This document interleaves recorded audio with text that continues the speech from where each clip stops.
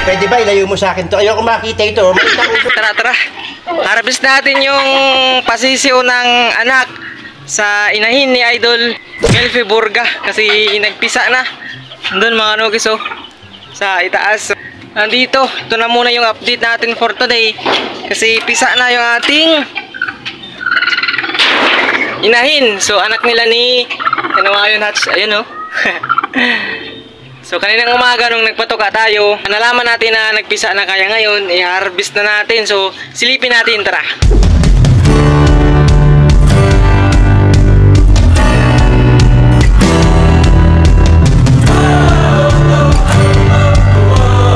So sa 8 pirasong itlog, mga kanukis, yung nililiman ng ating inahin na to, 7 pirasong sisiw lang yung kanyang napapisa at yung isang itlog walang laman. Ito sabay-sabay nating tingnan. Ayan oh, 7 piraso yan. Kanawayon na kanawayon talaga, no? Ang cute-cute. Ayan, so ngayon medyo goods na, tuyo-tuyo na yung ating mga sisiw. Wala nang basa. Kaya oras na pa lipat natin sa dito na brooder. Pero bago ang lahat, handa muna syempre natin. Ihanda muna natin yung brooder kasi hindi ko nalagyan ng karton. Gawa na kanina ko pa nalaman na nagpisa na. So dito sit up tayo ng karton. Ayan, may nakahanda na akong karton dito. So sit up natin yan. So sit up lang natin muna, awit lang. Nang sa ganun, malipat natin yung ating mga bagong pisang sisiw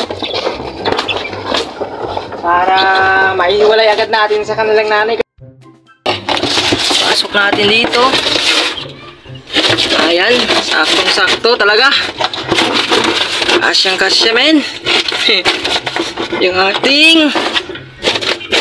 Ayan, so nilalagyan ko ng karton kapag bago pa lang, first 6 days nila kasi nga mga kanukis, yung tayo or lakad ng ating bagong papisang sisiw is hindi pa gaanong solid.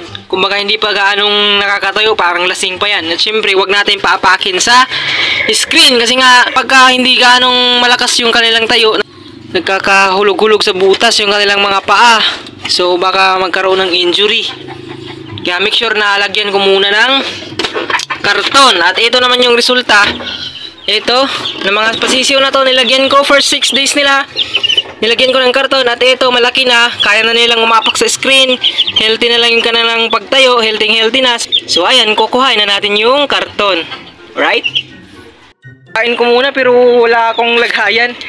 Baga iisa-isahin ko na lang to. Or dalawa-dalawa. Basta mailipat lang agad natin. Oh. Pasensya ka na, Nok. Kukuhain ko na yung mga cute mong pasisiw. Ayan oh. Lipat natin dun sa aray. Sa brooder. Yan. Cute. Harvest natin. Harvest natin. Para dadami yung ating sisiw. Ayan oh. 5 na. 2 na lang kulang. Tapos lagyan agad natin ng patuka maya-maya. Tsaka syempre, sa unang pisa talaga ng pasisyo, naglalagay ako ng tubig na may asukal. Pero since meron na tayong Progen C, which is probiotics, multivitamins, etc. So yun agad yung ipapainom natin sa ating mga bagong pisang sisiw. Progen C. Kapag wala kang Progen C, tubig na may asukal.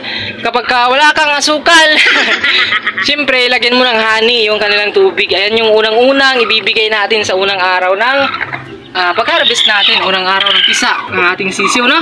Ito ang panghuli, 2, pang 7 piraso. Ayan, hiwalay agad sila sa kanilang nanay, no? Ayan, no? Kanawayon talaga to. Mayroong kanawayon, tsaka parang dark na mga pula, oh. Ayan, no? Uniform, mga kanukis, yung kanilang kulay, uniform. Ayan. Goods na goods, hindi talaga malayo yung kanilang bloodline na ipinaris natin, no? Taliwas dito sa ating ito, unang breed. May brown, may puti, may kanaway, may gray. Kaya ayan, madami yung kaniyang kulay. Pero ito,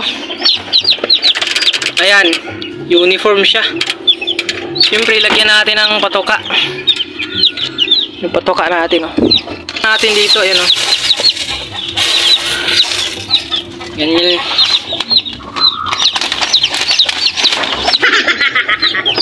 Ayat ko sila.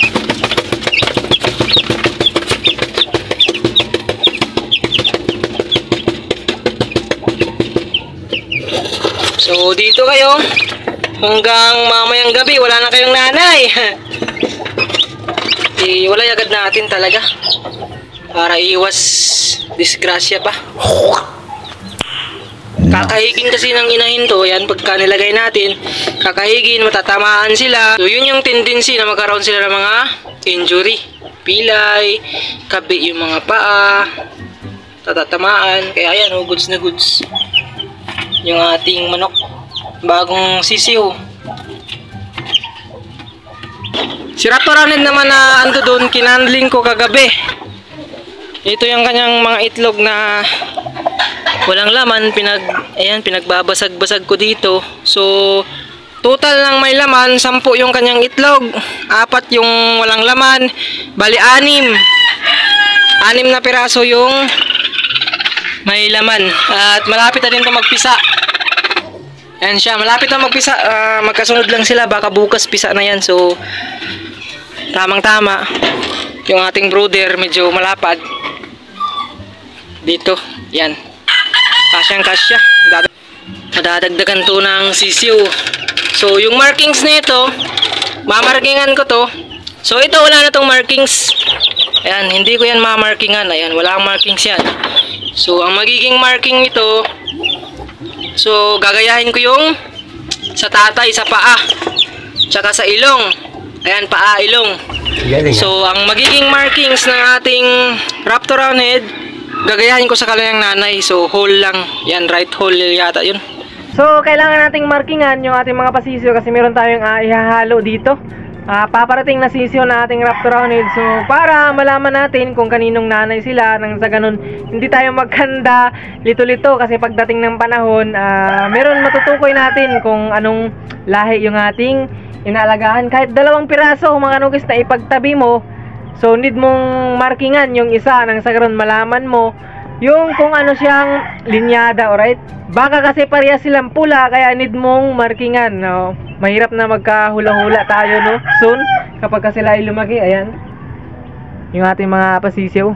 Doon yung ating 13 days old at saka day old pa na mga pasisiw. Alright, so lipat ko muna to ng lagayan, yung walang dito siguro kasi walang paitlogan dito. Ayan, oh, para hindi siya babalik sa paglilimlim. Ayan siya, yung ating manok ni Lods Melfiburga Sweater Hatch. What's up, katuka? Ayan, Lods Melfiburga, ito na yung mga pasisyo ng iyong inahin. So yung inahin mo, bali di ko muna isasauli, kukondisyonin ko muna, papaliguan, papabalik ko muna yung katawan, tsaka ko pa ibabalik sa'yo. Nang sa ganun kapag naibalik ko, ready to use na. So yun yung gagawin natin. Nang sa ganun, di naman ganong mahirapan yung ating loading, no? Kaysa naman ibalik natin agad na hindi agad na papakinabangan. So i-kondisyon ko muna. Nang sa ganun kapag binalik ko sa kanya, ready to breed na yung kanyang nukis. So ako na magkukondisyon. So ito na yung pasisyo natin, Lods Melfi. Ayan, oh, Kanawa yun, Sweater Hatch. So ito lang muna yung update natin for today kasi mahaba na yung ating video. Siyempre bilang pagtatapos ng ating vlog, shoutout tayo kay Robert Ulit ng Baler Aurora. Shoutout na rin kay Noel Mark Angkuhas. Shoutout na rin kay Romualdo Milan ng Hilongos Leyte. Shoutout na rin kay Oblianda, Jan, Peter. At siyempre shoutout kay Monico Kieta.